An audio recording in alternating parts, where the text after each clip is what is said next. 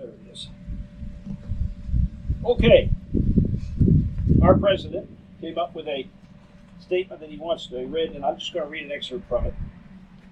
President of the United States Proclamation on the Armed Forces Day 2024. Our Army, Navy, Air Force, Marine Corps, Space Force, Coast Guard, National Guard, and Reserve Forces comprise the greatest fighting force the world has ever known. Throughout the annals of history, they have stood on the front lines of freedom, risking everything to keep the light of liberty burning bright at home and around the globe.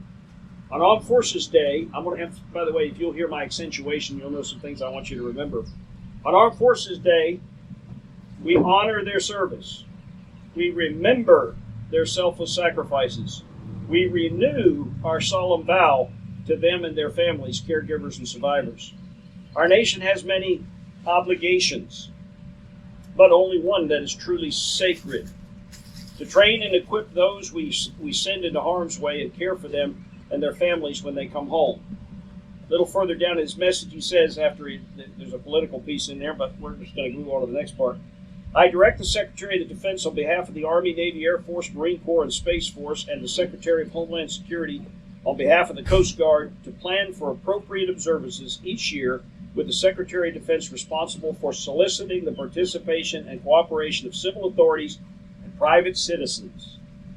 I invite the governors of the states, the Commonwealth of Puerto Rico, and other areas subject to the jurisdiction of the United States to provide for the observance of Armed Forces Day within their respective jurisdictions each year in an appropriate manner, designed, now watch this is so cool, designed to increase public understanding and appreciation of the Armed Forces of the United States. And I also invite veterans, civic leaders, and other organizations supporting fire and military ministry to join in the observance of Armed Forces Day each year. Finally, I call upon Americans to display the flag of the United States at their homes and businesses of Armed Forces Day, and I urge citizens to learn more about the military service by attending and participating in the local observances of the day. Now, I give you that because that's the official word. In the Armed Forces of the United States of America, when you ask a veteran what he misses or she misses most about being a veteran, about being on active duty or reserves, what do they say? What do you think?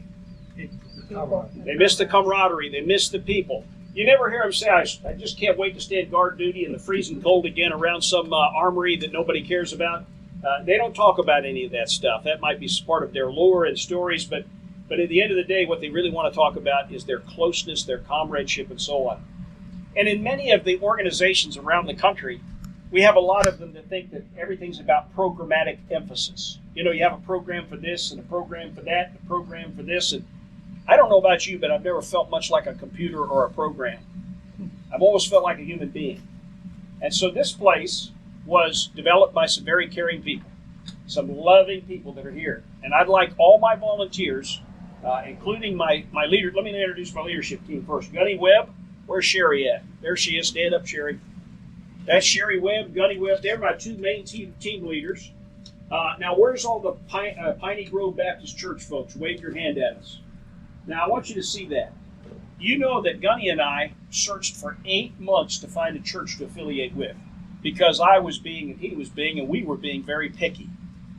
What we were looking for is if we were going to partner this ministry that was reaching out to military people and their families, we were going to find a church that was serious about loving on the military.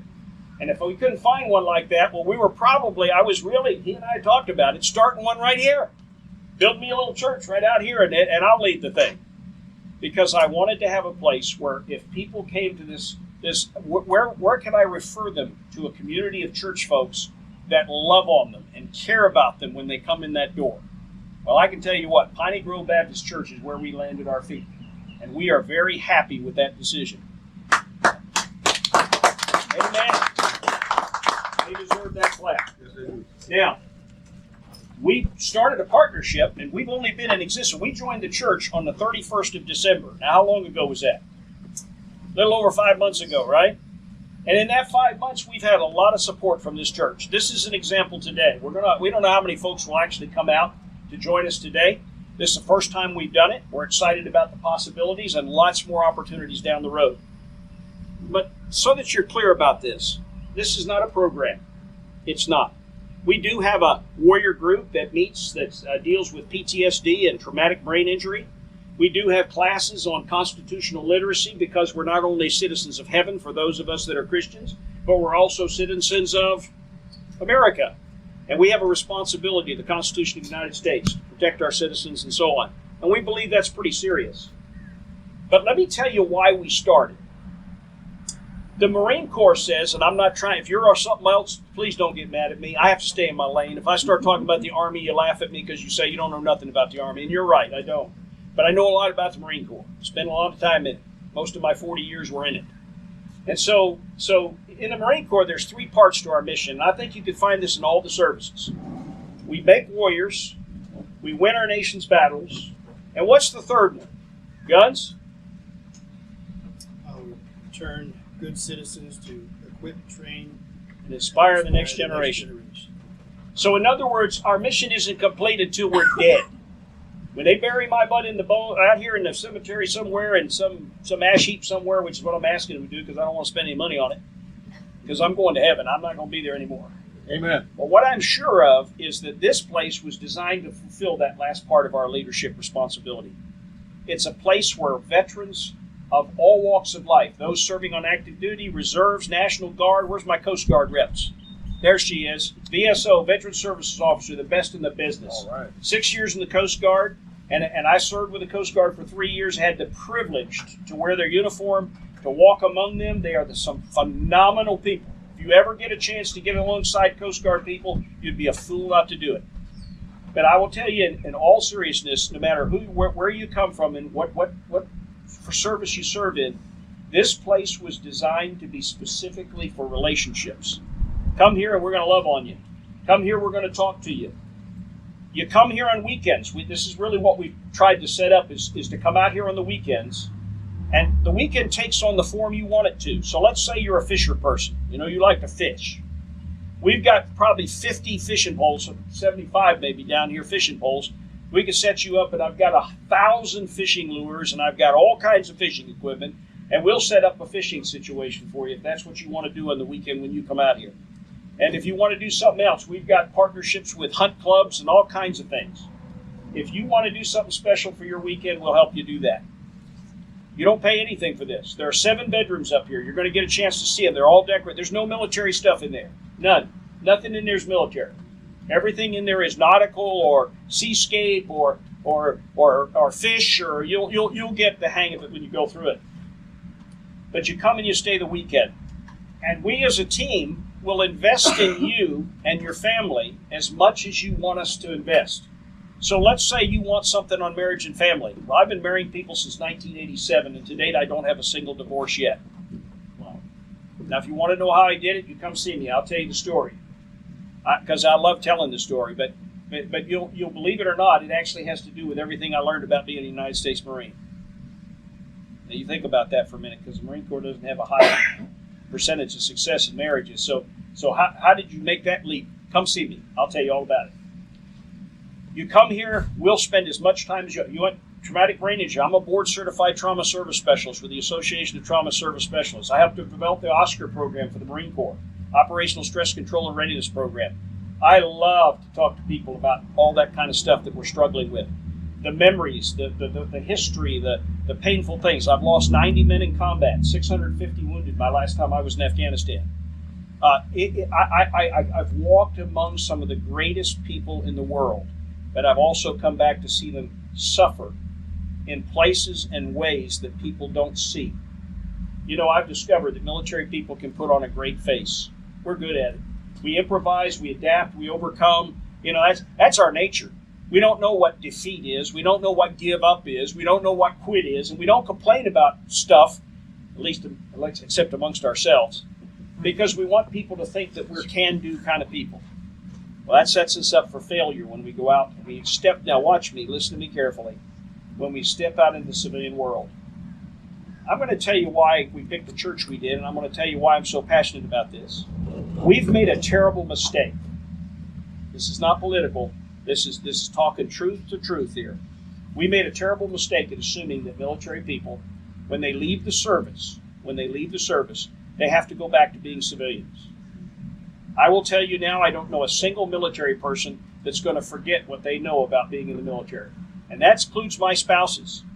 I tease Sherry back, I'm going to embarrass her again. But if they had an encyclopedia that said military spouse in it, and there was a picture next to it, Sherry Webb would be in that picture.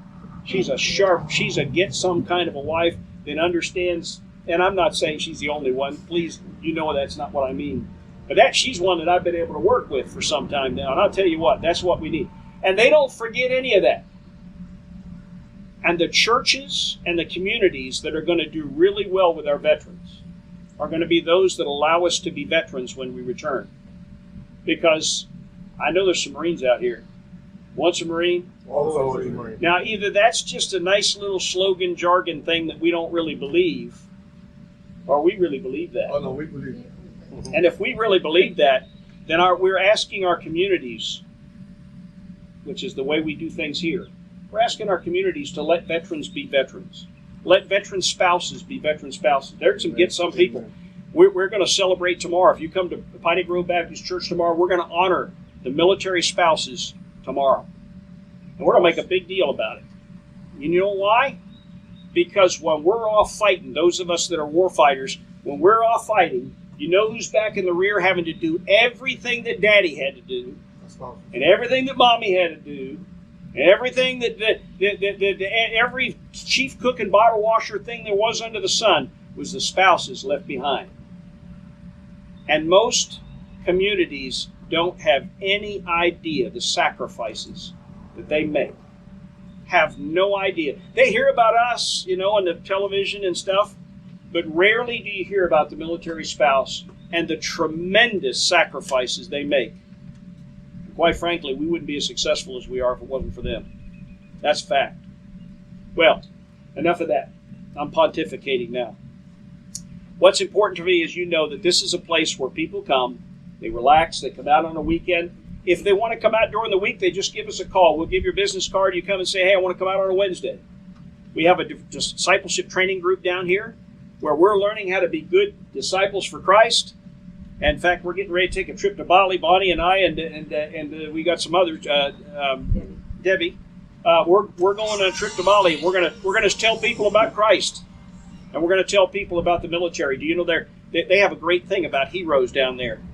And I'm going to use that as a springboard to talk about the heroes I have back here. I'm going to tell some stories on some of the heroes I know. All that to say this, you're welcome here. We hope that you'll appreciate the tour as we take you around and understand what's available here to you and your family and all the military families that are out here.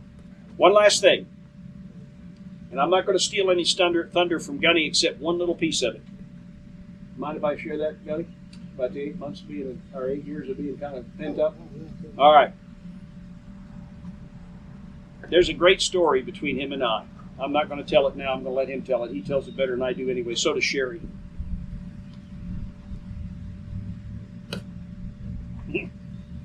That's all right, Chaplain. That's all right.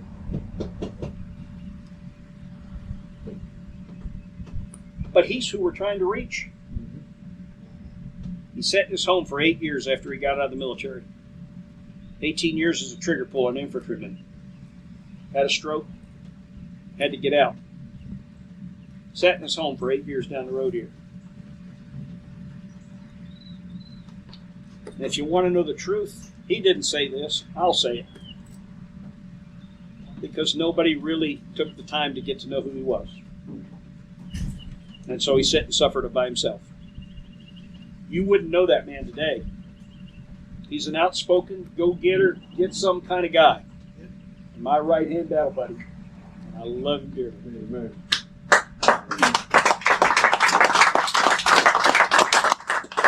Well, this day is not about speeches, it's about you. And I ask you to get some food today. We're going to have food for you. And we're going to give you the tours. And I hope you'll tour everything. The Woodshop, the Warrior Woodshop, the museum down there, the house. See it all. And then you'll be able to tell intelligibly when you run into veterans and say, hey, there's a place that's designed specifically for you and it doesn't cost you a dime. Imagine that.